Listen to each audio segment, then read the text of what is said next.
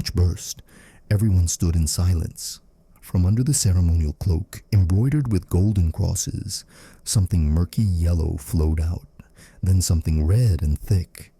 The cardinal holding the gospel recoiled, but did not utter a word. The royal physician did not move. A page boy dropped a candlestick. The report of the Archdeacon of Toledo noted. The king did not cry out. He looked straight ahead. Then his eyes rolled back, and his groin began to make a sound, as if someone were slowly squeezing a wet sack. The body of Charles II was already decomposing.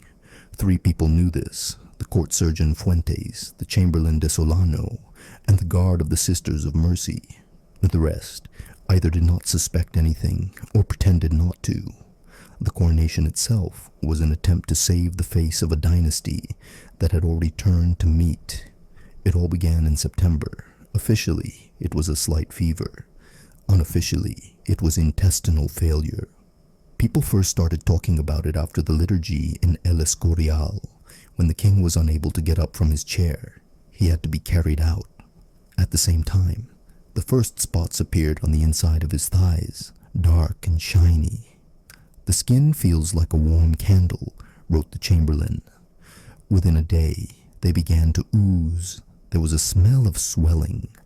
His urine darkened. A stench appeared. The doctors prescribed bloodletting, vinegar washings, an ointment made of chalk and wax, wine with myrrh, opium granules, and thistle decoctions were brought to the chambers. But the king did not respond. He did not eat. He stared at one point. Sometimes he trembled, as if he heard something behind the walls. His body quickly lost its shape. His chest caved in. His stomach swelled. His perineum darkened and became hot. In Fuentes' report, "The temperature down there is 3 degrees higher. He is wet. The stench is not coming from inside. It is coming from his skin." By this time, the guards had been replaced. Those who had been on duty at the king's chambers complained of a rash, headaches, and ringing in their ears. The first rumors arose after the monks refused to give Charles communion. They said, "He does not breathe the blessing." When the chaplain approached him with a crucifix, the king began to bleed from his ears. It lasted 20 minutes. The sheets were taken out with urine stains and black mucus. The courtiers were silent. The scribes wrote, "He is secluded in prayer." The prayer was wordless. A wheezing sound came from his throat. One day, a doctor from Valladolid entered the chamber. He removed the bandage from the groin and said, "There is no tissue here. It is decay." There was pus under the skin. It oozed out when pressed and soaked into the bed. The groin resembled a mess. "There is a film on the fingers, like fat from a rotten head," the surgeon wrote. The bandage was burned, but the smell lingered in the room until morning. Charles could not speak. His tongue was cracked, and his mouth was covered with sores.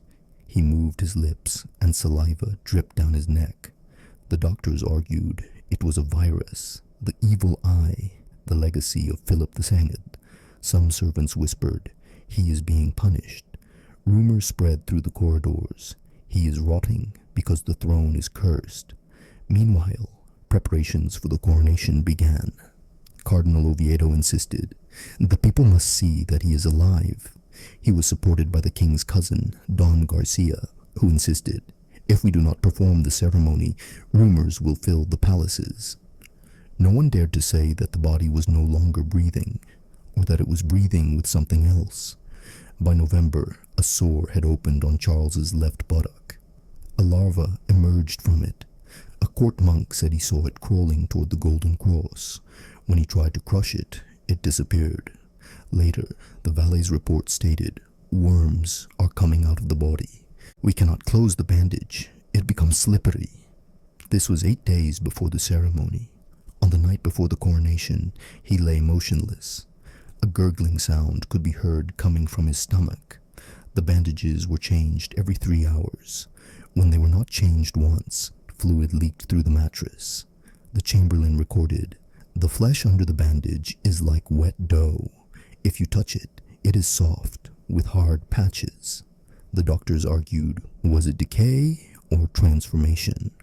One said, We have never seen a body rot from the inside so quickly. Charles's legs turned black. He couldn't feel them. When the doctor hit his shin, air came out, then black liquid. The Brothers of Mercy refused to carry out the sheets. Then they brought in orphans. One ran away.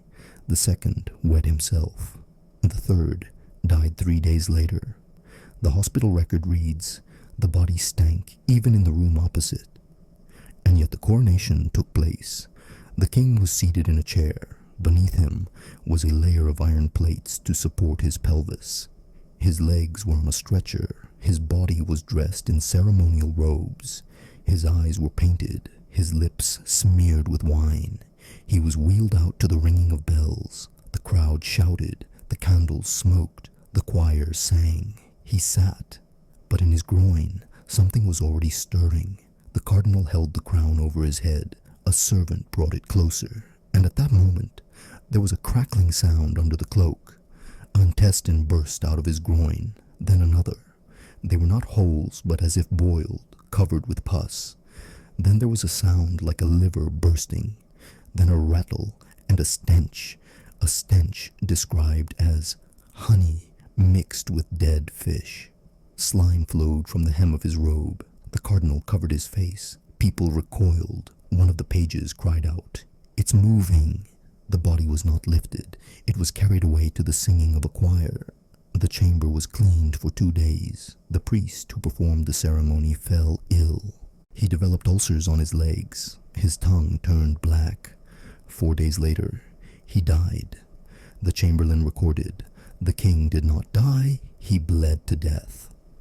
In the second half of November, when the first frosts made the marble floor creak, the court physician Bonaventura von Clam wrote, "A thick liquid mixed with black clots is coming out of the groin.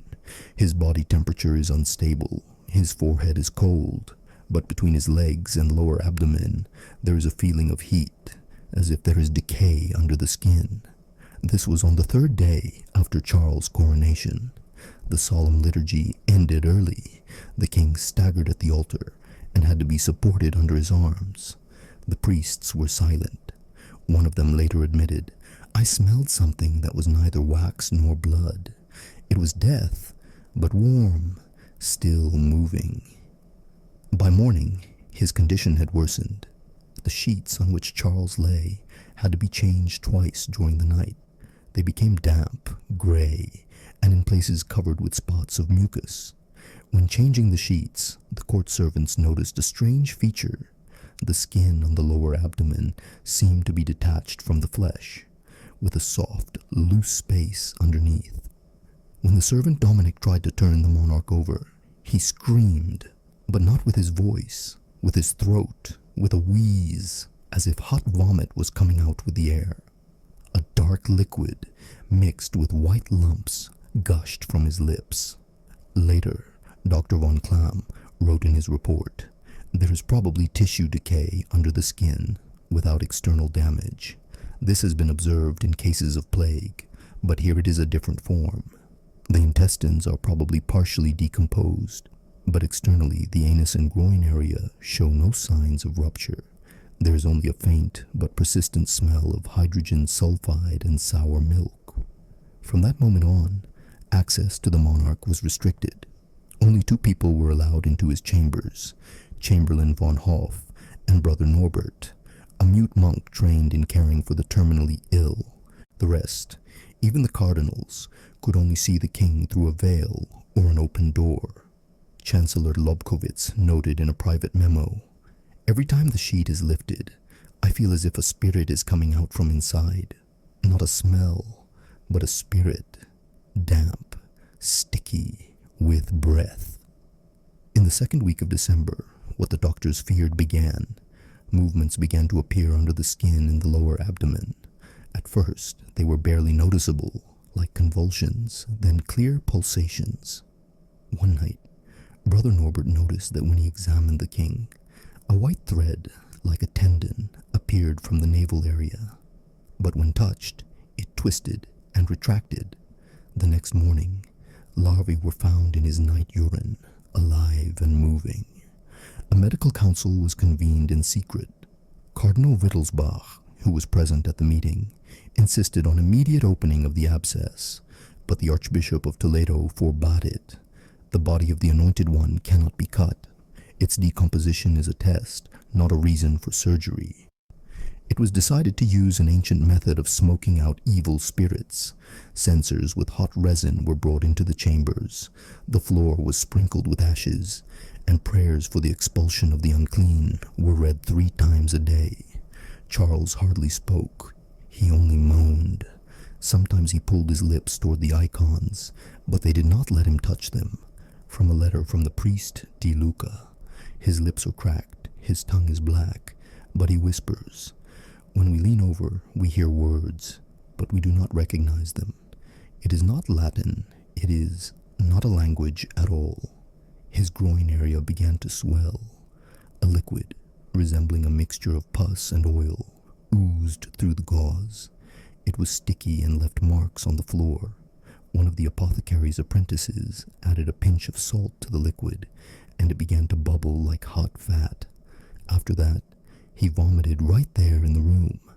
By the end of December, it was clear that the lower part of his body was no longer functioning. Doctors noted a lack of sensitivity, a strong odor, and the appearance of ulcers. They covered the inner surface of his thighs, groin, and lower abdomen. Particularly frightening was an ulcer that opened up in the groin area. Its edges were burnt, and inside was a light yellow mass with fibers. Hans, a servant who touched it while dressing the wound, complained of fever the next day and lost consciousness. Embalmers secretly invited from Prague refused to do anything while the king was alive. One of them, named Jiri, said, "We have seen rot, but this is decay that moves on its own. It does not rot, it eats." It became unbearable to be in the chambers without a bandage on one's face. The floors were rubbed with vinegar, and the windows were covered with canvases soaked in myrrh. At night, the walls wept, dripping with moisture that was sticky and smelled like rotten blood. One of the guards said, "I stood at the door and heard something moving under the king's skin. It was as if someone was living there." Gradually, the courtiers began to leave the palace. First, the court chapel left, citing the singer's illness. Then 3 bishops left without saying goodbye. Cardinal Lorenz wrote in his report, "They are not leaving because of illness. They are leaving because they are afraid to say what they fear. They fear that the king is not dying, but transforming." Meanwhile, the departure continued in the chambers. Brother Norbert wrote, "This morning, the bandage did not stay in place. Something came out of his groin, rings, slippery and white. I thought they were intestines, but they moved as if they were alive." He burned the bandage in the fireplace. The smell lingered until evening. The political situation was becoming tense. The Council of Nobles was divided. Some demanded the immediate recognition of a regent, while others insisted on silence. The prefect of Valencia wrote, "If we acknowledge that the body is decomposing to death, we acknowledge the weakness of the blood, and this will stir up rebellion." By early January, the king was no longer being carried out of his chambers. He could not digest food. Any liquid came out almost immediately, saturated with the smell of rotten meat. Doctors tried to give him decoctions, but his mouth would not open. His jaw had stiffened. He was fed through a thin tube inserted into his nostril. But even that did not help. Charles's weight dropped to a level that was dangerous even for a child. His face became lifeless. Only his eyes sometimes opened, as if under internal pressure. One of the monks said, "I saw a white dot float across his pupil. It wasn't a reflection. It was inside." Rumors spread. People said that the king was already dead, but the church was keeping it a secret. Others said he was possessed. Some said he had never been truly alive. In a letter from the Madrid Inquisitor, there is a phrase, "If the body does not die, then it belongs to the devil." And that means we are his servants. By the end of the second part, Charles II's body was a pale, emotionless shell. But beneath that shell, something was moving, slowly, methodically, from the bottom up. When rats began to appear in the residence, the court no longer discussed the king's health. or the date of the coronation. For the first time in 2 centuries, the council chambers met without the monarch's seal, behind closed doors, with the curtains drawn, and in the presence of 2 chaplains who were sworn on the bones of Saint Isidore not to reveal what they heard. Charles lay in the north bedroom of the Escorial Palace. The sheets were replaced with thick cloth soaked in vinegar and a solution of onion and honey. Even the fireplaces were boarded up, not to keep the heat in, but to keep the smell out. According to Baron Montaldo's report, a second opening, as wide as a palm, appeared in His Majesty's groin.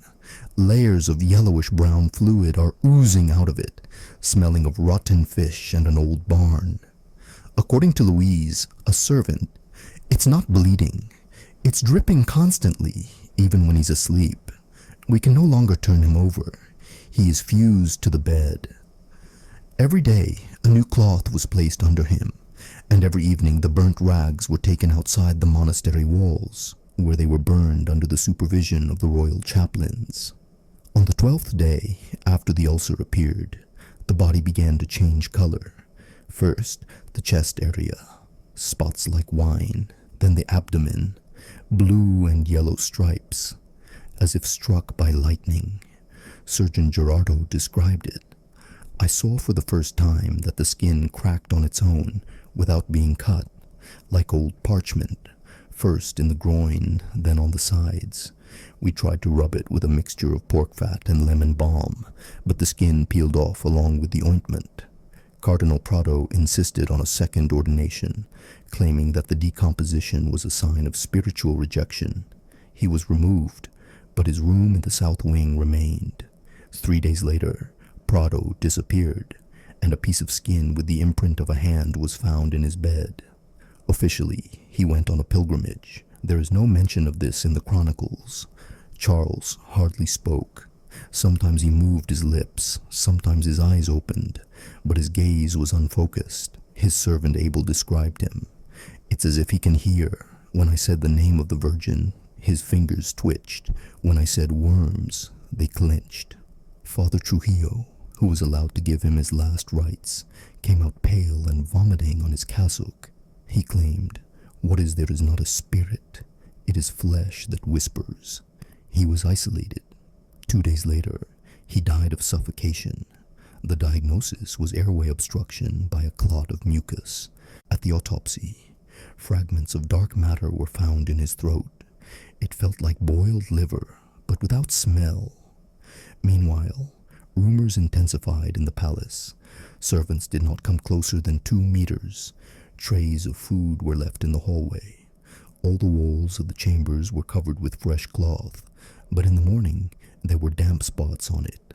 According to the scribe Castaño, the air does not move there. It seems to freeze and stick to the skin. In the last weeks of June, during another attempt to change the bedding, a clot fell from Charles' body, described as sick, like melted fat, gray-pink, with streaks inside which living organisms were crawling. They were finger-length, colorless, with heads resembling human fingernails. They were burned, but a day later they reappeared, this time on the pillow. The council was at a dead end. Letters from Rome demanded proof that the monarch was alive. French ambassadors threatened to recognize a new pretender. At the same time, according to doctors, moving the body would cause it to disintegrate right on the stretcher. One of the surgeons insisted on embalming while he was still alive, under anesthesia with opium and belladonna tincture. Another insisted on complete renunciation and placing the body in a tomb at a monastery. But the body was breathing. Charles still opened his eyes from time to time. His breathing was uneven, one breath every 30 beats of the clock. Steam came out of his mouth. The temperature in the chambers remained high despite the open windows. They said it was the heat of internal decay. His eyes began to cloud over. One of them turned yellow and swelled up like a boiled egg. The other one leaked out during the night, leaving a black stain on the pillow. On the same day, a crack appeared in the ceiling. Water dripped from it. Gomez, the servant who was on night watch, left the palace without permission. He was caught. During interrogation, he said, "I heard the walls calling. It's not the walls. It's a voice from inside. He doesn't want the coronation." His tongue was cut out. Later, he was found hanged in his cell. When the morning of St. James's Day arrived, Charles's body was prepared for transfer to the cathedral. But when they tried to put on the coronation robes, one of the sleeves remained in the valet's hand. The skin and muscle had been torn off to the shoulders. He was replaced by the royal tailor. The clothes were cut and thrown over him. The crown was attached to a soft bandage, but his forehead could no longer hold the metal. It had swollen and caved in, as if there were no bone beneath it. The crown was then placed next to him. The removal of the body was postponed for another day, but the smell reached the monastery garden. One of the nuns fainted.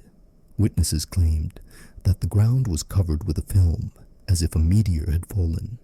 The abbot ordered the walls to be sprinkled with holy water. It did not help.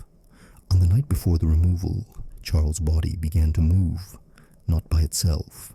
The fabric beneath it began to move, as if something was pulsing underneath. One of the witnesses, Brother Matteo, described it as follows. The stain under his stomach was expanding. It moved like a bag with something trying to get out. By morning, everything was ready. The body was wrapped in thick cloth, soaked in oil and vinegar. Silver plates were placed underneath it. When the stretcher was lifted, the floor remained wet, smelling like a dead animal.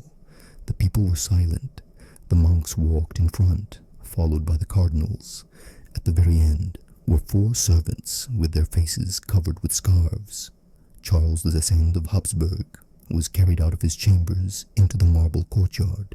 He did not move, but the stains continued to spread. When the carriage with Charles II's body was carried out of the walls of El Escorial, dawn was shrouded in heavy clouds.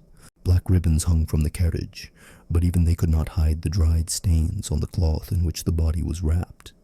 The servants carrying the stretcher later testified under oath that it was beating from inside, as if someone were scratching it. One of them, Gaspar de Rojas, threw himself into a ditch 2 days later. According to survivors, he whispered, "It will wake up." The procession moved slowly. People stood in deathly silence along the streets of Madrid, covering their noses with handkerchiefs. It smelled of rotten fish, iron, and mold. Some fainted. Others began to read prayers aloud. Witnesses recorded that as the carriage passed the monastery of San Jeronimo, an axle broke on one of its wheels. The body almost fell out. One of the bandages slipped off, leaving a pinkish-brown clot on the road, which was moving. The body was taken to the Cathedral of San Isidro, but a conflict arose at the entrance.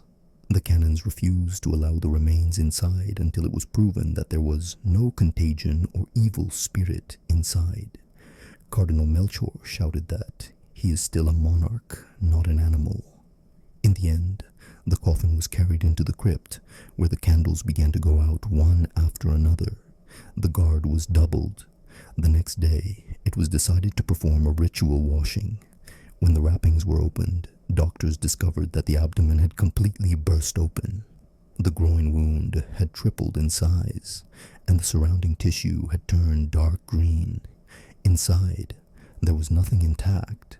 Everything had turned into a viscous mass, among which organisms were crawling, not worms, but creatures with translucent skin and thin appendages. One of them jumped onto the surgeon's hand. He cut off his finger at the base. The body was no longer amenable to treatment. It was falling apart. The groin area had turned into a crater, oozing pus. The face was unrecognizable. One eye was missing, the other had burst, the lips were blackened, and the tongue had fallen out and swollen, covering the chin. They decided to replace the clothes with a wax mask, but it melted from the heat that the body continued to radiate. They tried everything: vinegar, salt, fumigation with myrrh, rubbing in incense, even sprinkling ashes. One of the monks suggested burying the body until the funeral, but he was expelled from the cathedral. Meanwhile, insects began to appear in the corners of the crypt. They were black, shiny, with thin legs and no wings. They ate wax. They ate skin. The situation in the palace was deteriorating. No king, no law. Count Villena declared himself temporary regent, but the Count of Extremadura refused to recognize him. Riots broke out in Seville. In Valencia, a monastery was set on fire on suspicion of harboring heretics. France announced that it did not recognize the Spanish succession. The ambassador from Naples left the capital. The people said that Charles was cursed. Rumors claimed that he ate dead people, that he was born with a snake's tongue, that his mother slept with the devil. Some claimed that the body was not Charles's at all, that he had escaped and a beggar had died in his place. Priests tried to calm the crowd, but to no avail. 4 days after the body was placed in the crypt, smoke began to pour out. No candles had been lit, and there was no fire, but smoke was coming out of every crack. When they tried to open the door, it was locked tight. The lock had melted. Then they poured holy water into the crypt through the cracks. The smoke disappeared. The burial took place secretly, at night, without a liturgy. The body was wrapped in 3 layers of cloth, covered with lime, and a sheet of lead was placed on top. The coffin was carried in silence. There was not a single priest inside the tomb, only guards and a doctor. They threw the body into a niche, bricked up the wall, and sealed it with the seal of the Inquisition. The chronicles simply state, "Buried according to custom. May he rest in peace." The next day, mourning was declared in the capital, but in reality, it was fear. At night, 3 servants burned to death in the monastery. The fire did not spread, only their beds. In the morning, a scroll was found at the gate. He will return. The body did not accept death. After Charles's death, a year of anarchy began. Each region had its own rules. In Toledo, the archbishops declared independence. In Zaragoza, 50 nobles were executed for consorting with the unclean. The Pope issued a bull prohibiting the autopsy of saints' bodies without permission from Rome. In Madrid, burials were no longer held at the cathedral. Historians later wrote that Charles II was not a symbol of the end of a dynasty, but a symbol of the collapse of the very idea of monarchy. His death was not merely physical, it was a demonstration that a body born of incest, nourished by fear and wrapped in gold, could not escape decay, and that a state built on flesh stinks along with it. Thus ended an era that began with crowns and ended with the decay of the loins. Spain was no longer the same, and it would never be the same again.